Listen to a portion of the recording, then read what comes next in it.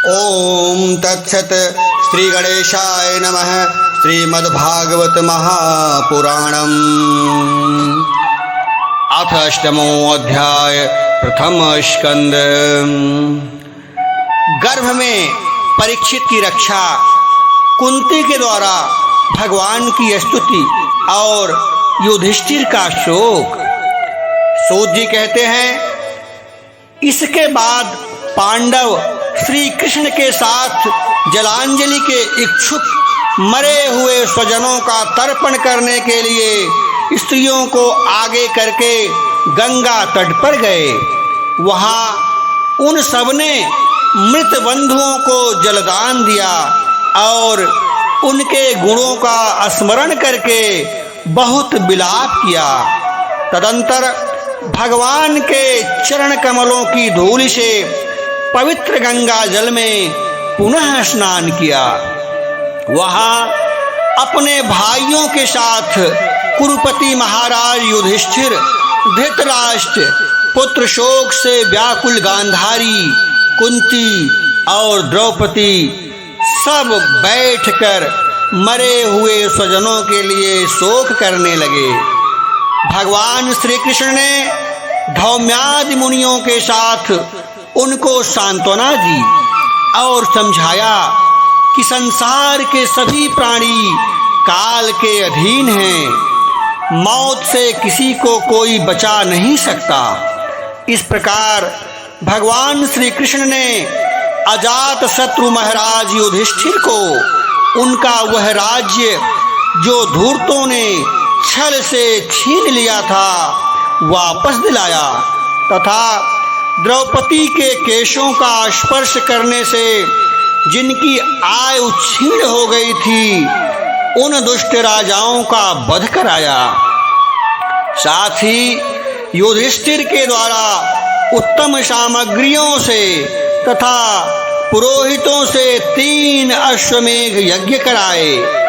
इस प्रकार युधिष्ठिर के पवित्र यश को 100 यज्ञ करने वाले इंद्र के यश की तरह सबको सब ओर फैला दिया। इसके बाद भगवान श्री कृष्ण ने वहां से जाने का विचार किया। उन्होंने इसके लिए पांडवों से विदा ली और व्यास आदि ब्राह्मणों का सत्कार किया। उन लोगों ने भी भगवान का बड़ा ही सम्मान किया। तदंतर सात्विक और उद्धव के साथ द्वारका जाने के लिए वे रथ पर सवार हुए। उसी समय उन्होंने देखा कि उत्तरा भय से विह्वल होकर सामने से दौड़ी चली आ रही है। उत्तरा ने कहा, देवाधिदेव जगदीश्वर, आप महायोगी हैं, आप मेरी रक्षा कीजिए।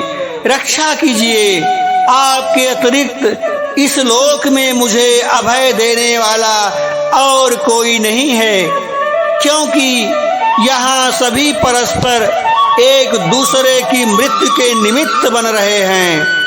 प्रभो, आप सर्वशक्तिमान हैं। यह दहकते हुए लोहे का बाण मेरी ओर दौड़ा आ रहा है। स्वामिन, यह मुझे भले ही जला डाले, परंतु मेरे गर्भ को नष्ट न करे, ऐसी कृपा कीजिए। सूत जी कहते हैं कि भक्त वत्सल भगवान श्री कृष्ण उसकी बात सुनते ही जान गए कि अश्वत्थामा ने पांडवों के वंश को निर्वीज करने के लिए ब्रह्मास्त्र का प्रयोग किया है। शौनक जी, उसी समय पांडवों ने भी देखा कि जलते हुए 5 बाण हमारी ओर आ रहे हैं। इसीलिए उन्होंने भी अपने अपने अस्त्र उठा लिए।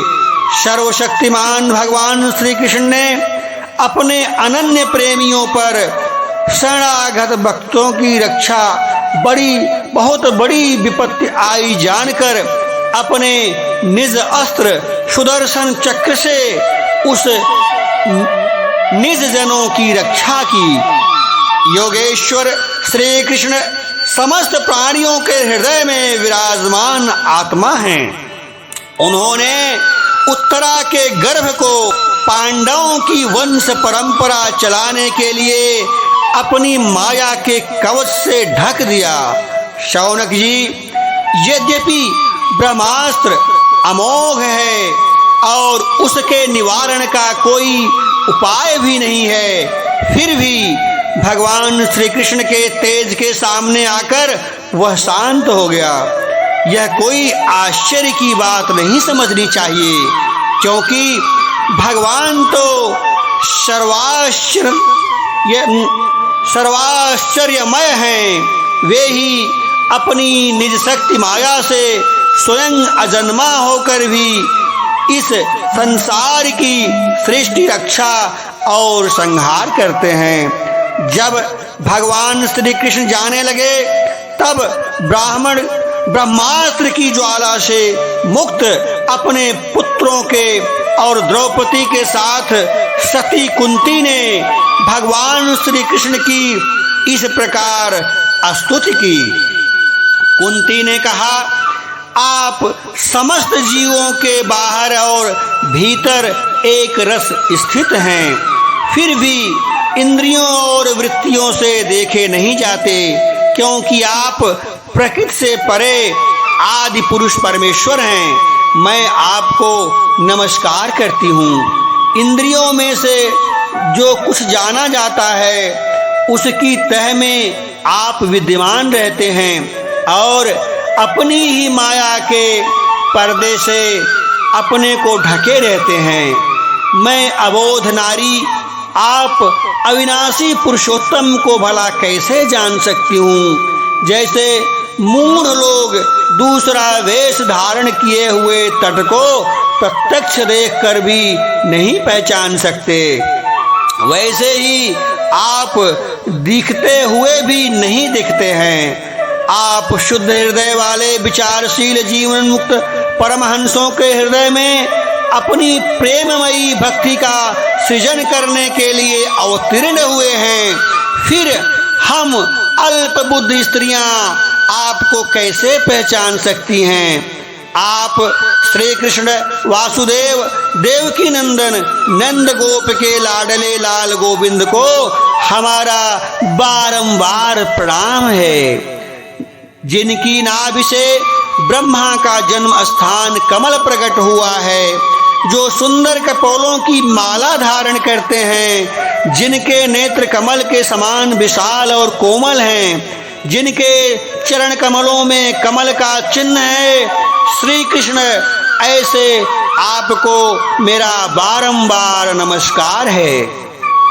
ऋषिकेश, जैसे आपने दुष्ट कंस के द्वारा कैद की हुई और चिरकाल से शोकग्रस्त देवकी की रक्षा की थी, वैसे ही पुत्रों के साथ मेरी भी आपने बार बार विपत्तियों से रक्षा की है।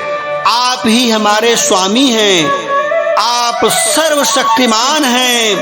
श्री कृष्ण, कहाँ तक गिनाऊं। विष से, लाक्षागृह की भयानक आग से, हिडम्ब आदि राक्षसों की दृष्टि से, दुष्टों की द्युत सभा से, वनवास की विपत्तियों से और अनेक बार के युद्धों में अनेक महारथियों के शस्त्रार्थों से और अभी अभी इस अश्वत्थामा के ब्रह्मास्त्र से भी आपने ही हमारी रक्षा की है। जगत गुरु, हमारे जीवन में सर्वदा पद पद पर विपत्तियां आती रहें, क्योंकि विपत्तियों में ही निश्चित रूप से आपके दर्शन हुआ करते हैं और आपके दर्शन हो जाने पर फिर जन्म मृत्यु के चक्कर में नहीं पड़ना पड़ता। ऊंचे कुल में जन्म, ऐश्वर्य, विद्या और संपत्ति के कारण जिनका घमंड बढ़ रहा है, वह मनुष्य तो आपका नाम ले भी नहीं सकता, क्योंकि आप तो उन लोगों को दर्शन देते हैं जो अकिंचन हैं। आप निर्धनों के परम धन हैं, माया का प्रपंच आपका स्पर्श भी नहीं कर सकता। आप अपने आप में ही विहार करने वाले परम शांत स्वरूप हैं। आप ही केवल मोक्ष के अधिपति हैं। आपको मैं बारंबार नमस्कार करती हूँ। मैं आपको अनादि अनंत सर्वव्यापक सबके नियंता काल रूप परमेश्वर समझती हूँ। संसार के समस्त पदार्थ और प्राणी आपस में टकराकर विषमता के कारण परस्पर विरुद्ध हो रहे हैं, परंतु आप सब में समान रूप से विचर रहे हैं। भगवान, आप जब मनुष्यों की सी लीला करते हैं तब आप क्या करना चाहते हैं यह कोई नहीं जानता। आपका कभी कोई न कोई प्रिय है और न अप्रिय है। आपके संबंध में लोगों की बुद्धि ही विषम हुआ करती है। आप विश्व के आत्मा हैं, विश्व रूप हैं। न आप जन्म लेते हैं और न कर्म ही करते हैं, फिर भी पशु पक्षी मनुष्य ऋषि जलचर आदि में आप जन्म लेते हैं और उन योनियों के अनुरूप दिव्य कर्म भी करते हैं। यह आपकी लीला ही तो है। जब बचपन में आपने दूध की मटकी फोड़कर यशोदा मैया को खिझा दिया था और उन्होंने आपको बांधने के लिए हाथ में रस्सी ली थी, तब आपकी आंखों में आंसू छलक आए थे। काजल कपोलों पर बहकर चला था, नेत्र चंचल हो रहे थे और भय की भावना से आपने अपने मुख को नीचे की ओर झुका लिया था। आपकी उस दशा का लीला छवि का ध्यान करके मैं मोहित हो जाती हूँ। भला जिसके भय भी भय मानता हो उसकी यह दशा। आपने अजन्मा होकर भी जन्म क्यों लिया है, इसका कारण बताते हुए कोई महापुरुष यों कहते हैं कि जैसे मलयाचल की कीर्ति का विस्तार करने के लिए उसमें चंदन प्रकट होता है, वैसे ही अपने प्रिय भक्त पूर्ण श्लोक राजा यदु की कीर्ति का विस्तार करने के लिए ही आपने उनके वंश में अवतार ग्रहण किया है। दूसरे लोग यों कहते हैं कि वसुदेव और देवकी के पूर्व जन्म में सुतपा और पुष्ण के रूप में आपसे यही वरदान प्राप्त किया था, इसीलिए आप अजन्मा होते हुए भी जगत के कल्याण और दैत्यों के नाश के लिए उनके पुत्र बने हैं। कुछ और लोग यों कहते हैं कि यह पृथ्वी दैत्यों के अत्यंत भार से समुद्र में डूबते हुए जहाज की तरह डगमगा रही थी, पीड़ित हो रही थी। तब ब्रह्मा जी की प्रार्थना से उसका भार उतारने के लिए ही आप प्रकट हुए। कोई महापुरुष तो यों कहते हैं कि जो लोग इस संसार में अज्ञान कामना और कर्मों के बंधन में जकड़े हुए पीड़ित हो रहे हैं, उन लोगों के लिए श्रवण और स्मरण करने योग्य लीला करने के विचार से ही आपने अवतार ग्रहण किया है। भक्तजन बार बार आपके चरित्र का श्रवण गान कीर्तन एवं स्मरण करके आनंदित होते रहते हैं। वे ही अविलंब आपके उस चरण कमल का दर्शन कर पाते हैं जो जन्म मृत्यु के प्रवाह को सदा के लिए रोक देता है। भक्तवाक्षा कल्पतरु प्रभो, क्या अब आप अपने आश्रित और संबंधी हम लोगों को छोड़कर जाना चाहते हैं? आप जानते हैं कि आपके चरण कमलों के अतिरिक्त हमें और किसी का सहारा नहीं है। पृथ्वी के राजाओं के तो हम यूं ही विरोधी हो गए हैं। जैसे जीव के बिना इंद्रियां शक्तिहीन हो जाती हैं, वैसे ही आपके दर्शन बिना यदुवंशियों के और हमारे पुत्र पांडवों के नाम तथा रूप का अस्तित्व ही क्या रह जाता है। गदाधर, आपके विलक्षण चरण चिन्हों से चिन्हित यह कुरुजांगल देश की भूमि आज जैसी शोभायमान हो रही है, वैसी आपके चले जाने के बाद न रहेगी। आपकी दृष्टि के प्रभाव से ही यह देश पकी हुई फसल तथा लता वृक्षों से समृद्ध हो रहा है। ये वन, पर्वत, नदी और समुद्र भी आपकी दृष्टि से ही वृद्धि को प्राप्त हो रहे हैं। आप विश्व के स्वामी हैं, विश्व के आत्मा हैं और विश्व के यदुवंशियों और पांडवों में मेरी बड़ी ममता हो रही है। यदुवंशियों और पांडवों, आपकी कृपा करके स्वजनों के साथ जोड़े हुए इस स्नेह की दृढ़ फांसी को काट दीजिए। श्री कृष्ण, जैसे गंगा की अखंड धारा समुद्र में गिरती रहती है, वैसे ही मेरी बुद्धि किसी दूसरी ओर न जाकर आपसे ही निरंतर प्रेम करती है। श्री कृष्ण, अर्जुन के प्यारे सखा यदुवंश शिरोमणि, आप पृथ्वी के भार रूप राजवेशधारी दैत्यों को जलाने के लिए अग्नि स्वरूप हैं। आपकी शक्ति अनंत है। हे गोविंद, आपका यह अवतार गौ, ब्राह्मण और देवताओं का दुख मिटाने के लिए ही हुआ है। हे योगेश्वर, चराचर के गुरु भगवान, मैं आपको बारंबार नमस्कार करती हूँ। सूत जी कहते हैं, इस प्रकार कुंती ने बड़े मधुर शब्दों में भगवान की अधिकांश लीलाओं का वर्णन किया। यह सब सुनकर भगवान श्री कृष्ण अपनी माया से उसे मोहित करते हुए मंद मंद मुस्कुराने लगे। उन्होंने कुंती से कह दिया, अच्छा ठीक है। और रथ के स्थान से वे हस्तिनापुर लौट आए, जहां कुंती और सुभद्रा आदि देवियों से विदा लेकर जब वे जाने लगे, तब राजा युधिष्ठिर ने बड़े प्रेम से उन्हें रोक लिया। राजा युधिष्ठिर को अपने भाई बंधुओं के मारे जाने का बड़ा शोक हो रहा था।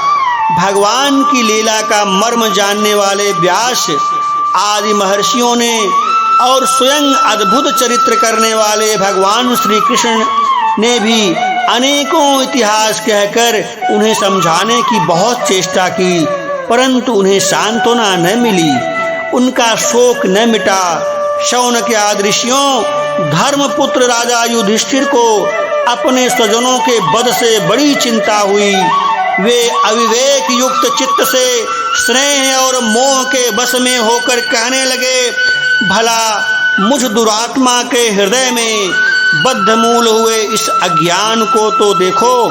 मैंने सियार कुत्तों के आहार इस अनात्मा शरीर के लिए अनेक अक्षौहिणी सेना का नाश कर डाला। मैंने बालक, ब्राह्मण, संबंधी, मित्र, चाचा, ताऊ, भाई, बंधु और गुरुजनों से द्रोह किया है। करोड़ों वर्षों से भी नरक से मेरा छुटकारा नहीं हो सकता। यद्यपि शास्त्र का वचन है कि राजा यदि प्रजा का पालन करने के लिए धर्म युद्ध में शत्रुओं को मारे तो उसे पाप नहीं लगता, फिर भी इससे मुझे संतोष नहीं होता। स्त्रियों के पति और भाई बंधुओं को मारने से उनका मेरे द्वारा यहाँ जो अपराध हुआ है, उसका मैं गृहस्थोचित यज्ञ जगादिकों के द्वारा मार्जन करने में समर्थ नहीं हूँ। जैसे कीचड़ से गंदला जल स्वच्छ नहीं किया जा सकता, मदिरा से मदिरा की अपवित्रता नहीं मिटाई जा सकती, वैसे ही बहुत से हिंसा बहुल यज्ञों के द्वारा एक भी प्राणी की हत्या का प्रायश्चित नहीं किया जा सकता। इति श्रीमद्भागवते महापुराणे परमहंस्यास्या संहितां प्रथमस्कन्धे कुंती स्तुति युधिष्ठिर निष्ठारानुतापो नामाष्टमो अध्याय संपूर्णम्। बोलो वृंदावन बिहारी लाल की जय।